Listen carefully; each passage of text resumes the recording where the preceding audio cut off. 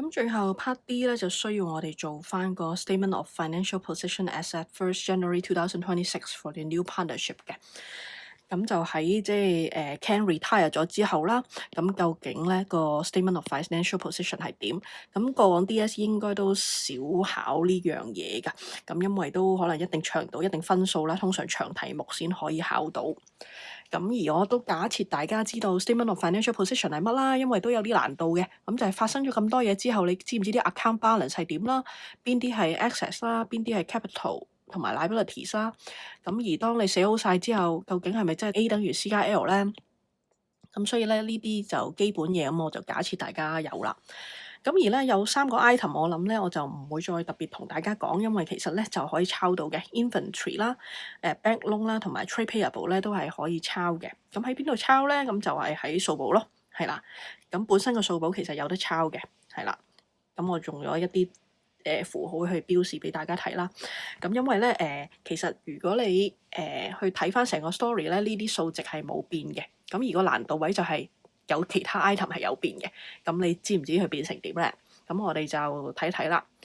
咁所以咧呢度你可以分析翻究竟邊啲變咗，邊啲冇變啦，或者比較基本框架，你起碼有邊啲 item 先啦。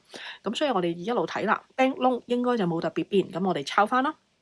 咁跟住 capital 同埋 current 咧就我冇標示嘅，咁因為咧就好明顯變咗啦。咁 part A 啊 part C 就大個 current account，大個 capital account 你可以睇翻嘅。咁咧而正路嚟講咧，應該 current account 咧就係 close 晒噶啦。咁而 capital account 你就睇翻 part C 啦。咁所以咧呢度嚟講，咁你睇翻去 part C 啦。咁其實之前我哋就計過個 balance 係幾多噶啦。咁我哋就寫翻好。咁當然 capital 就係寫翻 capital 個 section 度啦，咁就搞掂啦。咁呢啲咧就搞掂啦。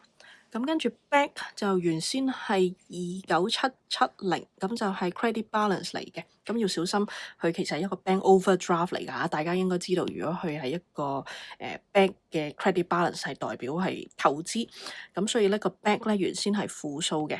咁但係點解我會寫咗係 current assets？點解變咗係正數咧？咁就係因為咧，如果你記得嘅話咧，都的確喺個 story 入邊係曾經我哋收過錢，俾個錢咁樣嘅。咁咧，你仲記唔記得咧？話阿 J 咧就帶咗額外嘅錢入嚟公司，咁同埋阿 Ken 咧離開公司嘅時候，亦都俾翻啲錢去啊。咁所以咧，如果你追蹤翻啦，咁咧其實阿 J 就帶咗啲錢落嚟公司啦。咁另外咧，阿 Ken 咧。就之前我哋 Part C 咧分析咗咧，咁佢就攞走咗公司呢啲錢㗎，咁所以你其實可以追蹤翻個題目啦，追蹤翻我哋個處理啦，咁就揾到咧 back 咧，最後咧今次就變翻正數就係17400啦。咁跟住我哋繼續攞，係啦，咁 inventory 就應該冇特別改動啦，就寫咗就得啦。咁 profit and loss 呢啲咧，咁一係 nominal account 嚟嘅，咁我哋都已經係處理咗。揾翻老闆去承擔翻噶啦，咁所以就冇咗噶啦。咁跟住就係 office equipment 啦。咁 office equipment 咧，咁咧其實咧就係、本身咧就14843個0嘅。係啦，個 net book value。咁而我記得咧就做過好多revaluation 嗰啲噶嘛，咁所以應該係有個改動嘅。咁唔信咧，你又係可以去睇翻啦。咁就係喺 point number 2呢度就話 office equipment 咧就係應該貶值 adjust downwards by 15萬。咁所以咧就唔係話最新個價值係15萬喎，佢係跌咗15萬。咁所以呢度咧就係要計翻個 final amount 出嚟嘅。咁所以就係14843個0減15萬啦。就得出 office equipment 最新個價值啦。咁我哋亦都係啦，又係繼續逐個落。咁 trade payable 都係俾咗大家，或者都係冇特別改動噶啦。咁跟住 trade receivables 咧，我記得都係有個改動嘅。咁咧就比較簡單，又係啦。revaluation 嘅時候好似係講過有啲相關嘅處理，咁就係會做翻個 allowance 啦。咁另外有個改動咧，就希望大家仲記得，就喺咧point number 1嗰度，其實有個 credit sales 咧，之前就話記錄錯咗嘅，咁就明明係800蚊就記錄成8000蚊，咁所以呢度都係會影響個 trade receivables 啦。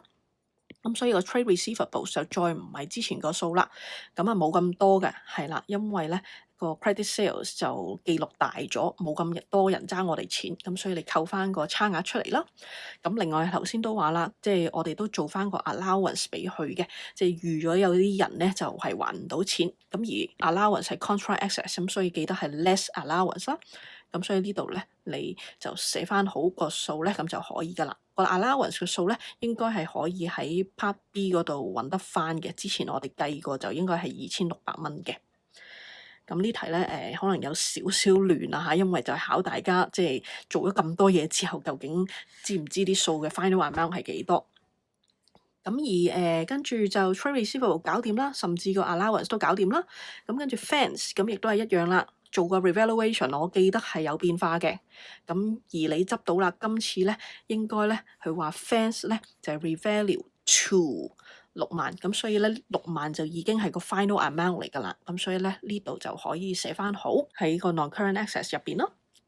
咁跟住咧就最後咧喺個數簿入邊就係 drawings 啦。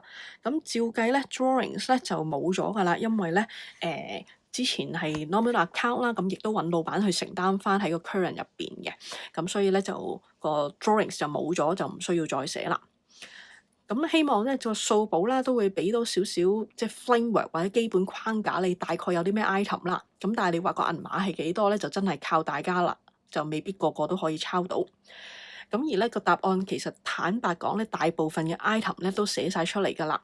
咁但係咧仲有一啲 item 咧就係未講到嘅。咁包括就係 loan from Ken 啦，accrued bank loan interest 啦，同埋 accrued professional fee 係未講到嘅。咁點解未講到咧？咁因為咧，如果你真係齋睇住呢個數簿做個基本嘅框架係唔夠㗎。咁有陣時即係你一路個 story 發生咧，就唔係淨係改變咗啲嘢，或者令到啲嘢消失，可能有啲新嘅嘢出現咗㗎嘛。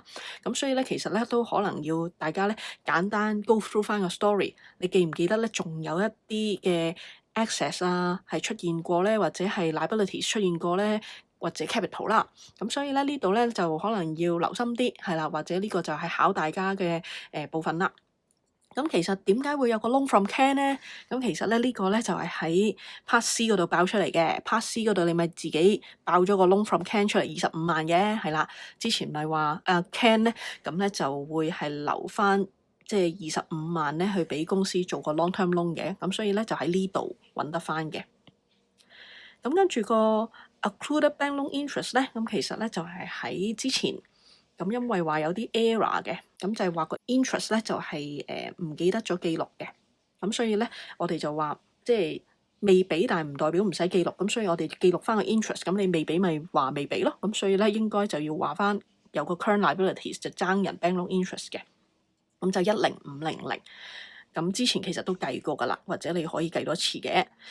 咁跟住咧個 accrued professional fee 咧就應該咧大家記得嘅話就係喺 point number 4呢度，咁就係話都係同一個情況啦。professional fee 咧就係遲啲俾，咁但係遲啲俾唔代表唔使記錄啦，咁所以咧呢度咧我哋就會記錄翻都係爭人錢。咁唔信嘅話咧，你喺 part B 咧，其實你之前都寫過呢樣嘢㗎，係啦，之前你自己都寫過㗎。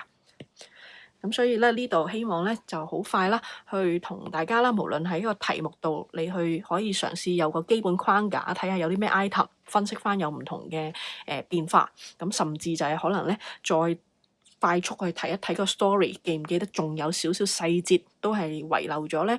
咁希望咧你真係去好好整理晒所有嘢之後咧，真係揾到 A 咧，其實真係等於 C 加 L。